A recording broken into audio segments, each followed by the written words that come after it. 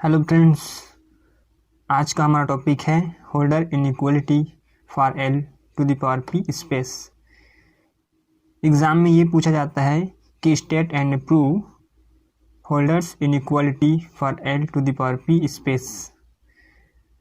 तो हमें इसका स्टेटमेंट और प्रूफ दोनों करना होता है। तो देखते हैं इसका statement. Let p and q be non negative extended real number. हमें लेट करके ये चलना है कि जो P और Q हैं वो क्या है, हम लोग का रियल नंबर है। देन सच दैट, तब हम इसके लिए दो फंक्शन को बिलोंग कराते हैं कि F belong to L to the power P mu and दूसरा लेते हैं कि G belong to L to the power Q mu. तो दो फंक्शन हम इसको इस पर बिलोंग कराते हैं और साथ ही फंक्शन के लिए क्या लेते हैं 1/p + 1/q = 1, जिसमें फंक्शन g और f, फंक्शन f और g बिलोंग करता है l to the power 1 mu को। तब हम इसे इंटीग्रल के फॉर्म में इस प्रकार से लिखते हैं कि over integral x mod f g d mu less than or equal norm f p and norm g q। तब हम इसको मॉड के थ्रू उसको नॉर्म के इस प्रकार से लिखते हैं। तब हमें प्रूव करना होता है कि over integral x mod f g d mu less than or equal, bracket रखेंगे इन दोनों के लिए, over integral x mod f to the power p d mu और इसके पावर रह जाएगा फिर 1/p एंड इसका भी क्या हो जाएगा फिर g के लिए कि mod g to the power q d mu 1/q। तो हमें इतना प्रूफ करना होता है इस थ्योरम में।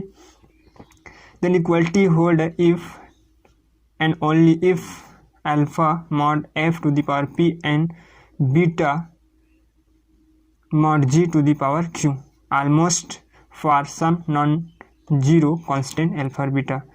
जहाँ हम अल्फ़ा और बीटा लिए हैं उसको क्या होना चाहिए, कांस्टेंट होना चाहिए।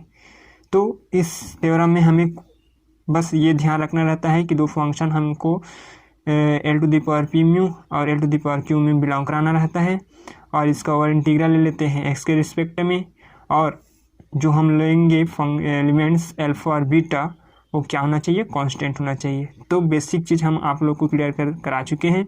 अब देखते हैं इसको प्रूफ करके। तो प्रूफ के लिए हम लोग क्या करेंगे, ये बोला है कि इफ़ एंड ओनली इफ़, तो इसमें दो कंडीशन अप्लाई करेंगे। पहला पार्ट लेते हैं कि द इफ़ पार्ट, तो केस फर्स्ट में लिए हम क्या करेंगे, उस इफ़ पार्ट को लेकर चलेंगे। तो इफ़ के लिए हम लोग सपोज करेंगे कि जो p है वो इक्वल होगा 1 के एंड q होगा जो किसके इक्वल होगा, इन्फिनिटी के।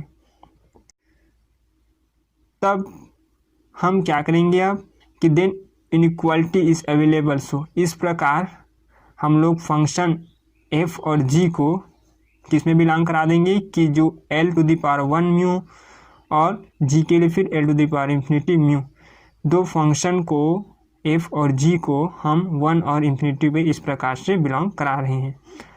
देन साथ ही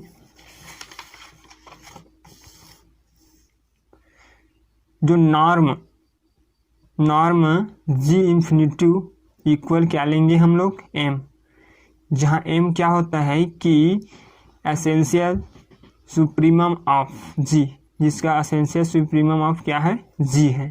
देन तब हम इसको इस प्रकार से राइट कर देंगे। ये नॉर्म फॉर्म को जब हम मॉड के थ्रू लिखेंगे तो mod g of x less than और इक्वल होगा m, इसे देंगे हम लोग इक्वेशन नंबर फर्स्ट। अब एक फंक्शन हम लोग ले रहे हैं f और g को x के फॉर्म में, तो मॉड के थ्रू इस प्रकार से हम इसको रखेंगे। तो इस x को हम लोग f के लिए और g के लिए फिर डिफाइन करेंगे। तो इसको हम लोग राइट करेंगे कि f of x and g of x। अब इस मॉड को दोनों के लिए हम लोग अलग अलग कर देंगे। तो ये f ऑफ x का mod and g of x का मॉड दोनों के लिए हो गया। अब हम लोग अभी लिखे हैं ये कि mod g of x less than और इक्वल क्या होता है, m होता है। तब हम इसके जगह में क्या रख देंगे, m। देन जो f और ये g है वो बिलोंग करता है फिर L⁻⁴ म्यू को। जब हम इतना रखते हैं तब हम लोग को फंक्शन f और g L⁻⁴ म्यू को बिलोंग करता है। तब हमें प्रूफ करना होता है इंटीग्रेशन के फॉर्म में। इस प्रकार क्या करेंगे हम कि जो इक्वेशन 2 है उसके दोनों ओर क्या कर देंगे, इंटीग्रेशन कर देंगे with respect to x। x के रिस्पेक्ट में हम लोग इसका इंटीग्रेशन कर देंगे। तो ये हो जाएगा integration over x mod f g d mu less than or equal m integration over x f mod f d mu. अब हम लोग क्या करते हैं, जानते हैं कि जब इसको इंटीग्रेशन के फॉर्म इस प्रकार से लिखते हैं तो इसको हम लोग राइट करते हैं। g के लिए होगा तो g लिखेंगे और f के लिए है तो f, तो हम इसे राइट कर देंगे नॉर्म के फॉर्म में, norm f1 and norm g infinitive, यानी 1 और इंफिनिटिव के लिए हम फंक्शन f और g को इस प्रकार से लिख सकते हैं।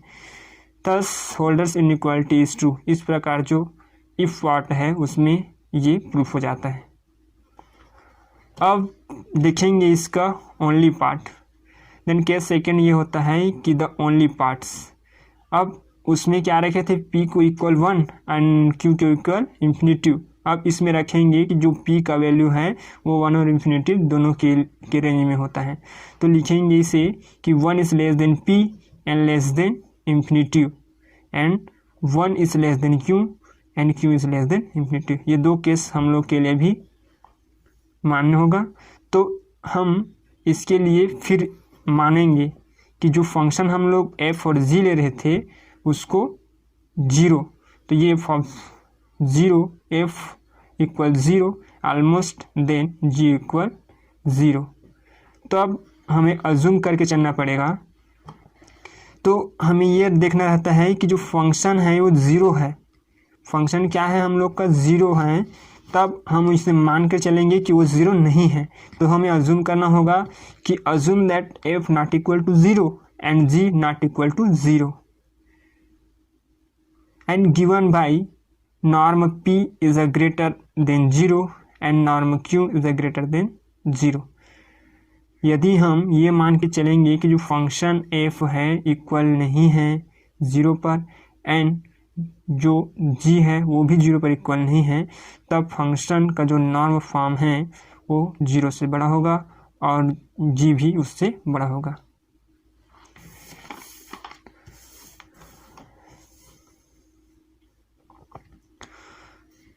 तब हम क्या करेंगे, इसमें एक लेमा अप्लाई कर देंगे a और b के एलिमेंट्स के लिए। तो ये a को हम इसके इक्वल ले लेंगे और b को इसके इक्वल। तब a equal mod f of x upon norm f of p and whole power p and b के लिए भी वैसे लेंगे। तो mod g of x upon norm g q और ओवर इसका रहेगा q। हम a और b को इसके इक्वल रखेंगे। अब जबकि ये भी है कि जब हम f ऑफ x को मॉड के थ्रू लिखेंगे तब हम इसको क्या रखेंगे कि f of x dot g of x, या फिर हम इसको ये लिख सकते हैं कि f mod g of x equal, इसको और करके लिख देंगे कि f of x and g of x। x का फंक्शन को हम लोग दोनों के लिए इस प्रकार से राइट कर देंगे और साथ ही a और b के वैल्यू के लिए हम इसे इस प्रकार से राइट कर देंगे कि a upon p plus b upon q, या इसे इस प्रकार से भी राइट किया जा सकता है कि 1 upon p a plus 1 upon q b equal 1। तब a और b की वैल्यू को हम यहाँ पास a और b की वैल्यू को रख देंगे। Then putting equation of a और b, इस प्रकार a और b की वैल्यू को हम रखेंगे तो ये किसके इक्वल हो जाएगा, 1 का हो जाएगा। और हमें ये भी पता है कि जो f और gx का वैल्यू होता है वो किसके इक्वल होता है, मॉड के फॉर्म में f of x and g of x। तब f और g के लिए हम इस प्रकार से इस फंक्शन को राइट कर देंगे कि mod f of x g of x upon norm f of p, norm f p and norm g q less than or equal 1 upon p mod f of x to the power p upon norm f of f p and whole p, क्योंकि इसके power दोनों के लिए होगा इसलिए हम इसको इस प्रकार से लिख सकते हैं। सेम वैसे इसके लिए भी राइट कर देंगे तो इसको भी इस प्रकार से लिख सकते हैं, जहाँ जो जो f फंक्शन ले रहे थे f और g उसे बिलोंग करना चाहिए किसमें, l to the power 1 mu में। जब ये इस प्रकार से होगा तब हम इसे क्या मान सकते हैं, इक्वेशन नंबर 2। अब हमें किस फॉर्म में चाहिए, स्टेटमेंट में इंटीग्रेशन के फॉर्म में है, इसलिए हम लोग क्या करेंगे, इनके दोनों ओर इंटीग्रेशन कर देंगे, साथ ही किसके रिस्पेक्ट में, x के रिस्पेक्ट में। इस प्रकार हम यहाँ से लिखे हैं कि जो f और g बिलोंग करता है l to the power 1 mu को, सो इसलिए integrating the both side with respect to x के रिस्पेक्ट में हम लोग इसका इंटीग्रेशन कर देंगे, तो ये x के रिस्पेक्ट में इसका इंटीग्रेशन, साथ ही इसके लिए भी और ये इसके लिए भी। तब ये होता है कि जब इसका हम लोग अभी राइट किए हैं कि ये होता है कि ये f g x is equal to इतना, तो हम लोग सीधे यहाँ रख देंगे फिर f mod integration x mod f g and d mu upon norm f p and norm g q less than और equal 1 upon p over integral x mod f to the power p d mu upon norm p and whole p plus 1 upon q, इसके लिए भी हो जाएगा over integral x mod g q upon norm q L q और ये whole q। तब हम इसको इस प्रकार से राइट कर सकते हैं।